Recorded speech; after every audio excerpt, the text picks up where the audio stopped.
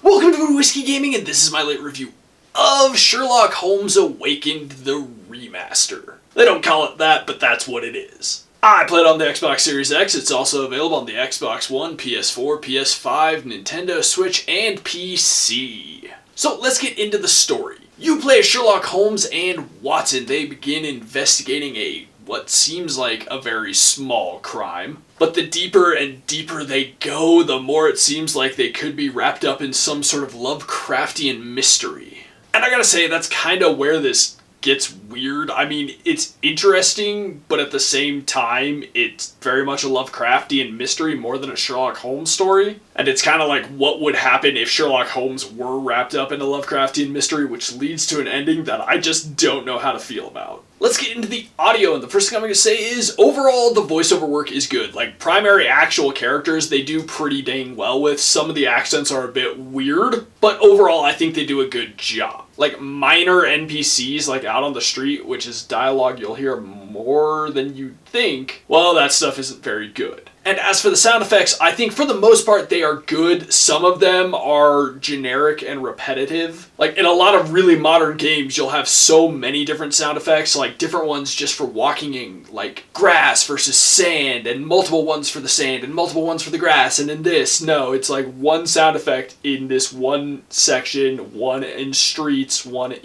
there's one wood sound, there's one street sound, there's one like dirt sound, and it isn't always high quality. Then last but not least, the music. And I think the music in this game is good. It really fits with everything that's going on throughout the story when you're just exploring. It works very well. Now let's get into the gameplay mechanics and whatnot, and this is a third-person interactive narrative and investigation game. Now that being said, you do walk around a lot, you do collect clues, you do some mini games to figure out more detail in the clues, and you do the whole like piecing them together to create full thoughts things. These are all things that we've seen in multiple Sherlock Holmes games. There's a few other mini games, but some of the other ones that I got used to, a lot of the chemistry stuff, the finding what was written previously, recovering burnt objects, all that stuff, that's gone. Like, they cut down on the minigames for this. Which I guess kind of works because it's not a super long game, but I will say there are a couple of sections that feel really rushed. And by rushed, I mean they're just really short and you're like, oh, why is this a chapter unto itself?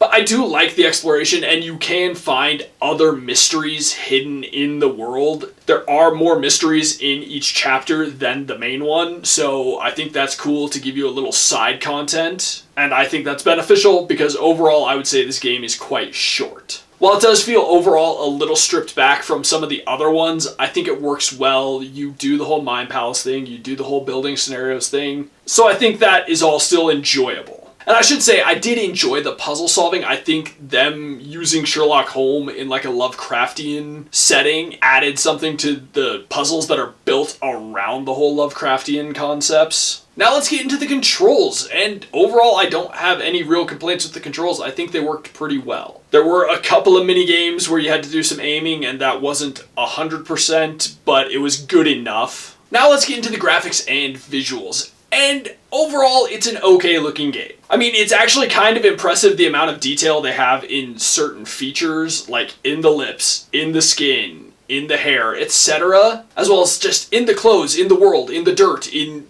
like the textures and whatnot. There's a lot of detail there. But the animations are kind of crap. Not all of them, but there are some that are very awkward and horrible looking, and you're just kind of like, oh, okay, you guys really could have gone a bit further with that. Especially facial animations, I think they could have done so much more with those than they did. While I have looked at some of the stuff from the 2006 game, and this does look considerably better, it's still, like, not quite 2023. Which, to an extent, I do understand this is not a big AAA developer, but at the same time, some of the facial expressions, guys. And a couple running animations. But like I was saying, though, the amount of detail in the world and bringing each area you go to, because you do a bit of globetrotting, bringing that all to life, I think they did a really awesome job with. The amount of detail in it, the design of the world, the layout of the maps, they're fairly small, but it all comes together quite nicely. But if I do have one graphical bitching and moaning, that is when I ran into a place where the texture for lighted windows wasn't loading in and I just had these panels, like these checkerboard panels. I did close the game, reload, and they were fixed, but it was still like kind of odd to see. And if I have any other glitches, it's the fact that there was one time where the camera just like warped away from me, so did John Watson, and it did this weird twitchy thing. It did come back and everything was fine after that, but it was still weird and noticeable, and you know, you don't like seeing it. As well as there were a couple of times where Watson would just kind of warp from one place to another. Nothing detrimental to the game as a whole, just small things, glitches, and weirdness that I ran into.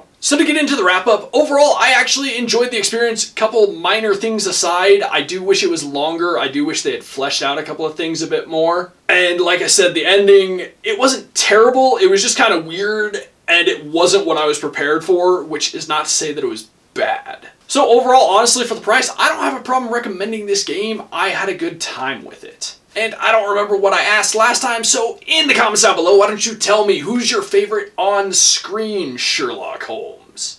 It's Benedict Cumberbatch, right? And as always, thanks for watching. If you enjoyed the video, please hit that like button. And if you like what I'm doing in general, share and subscribe. Have a good one.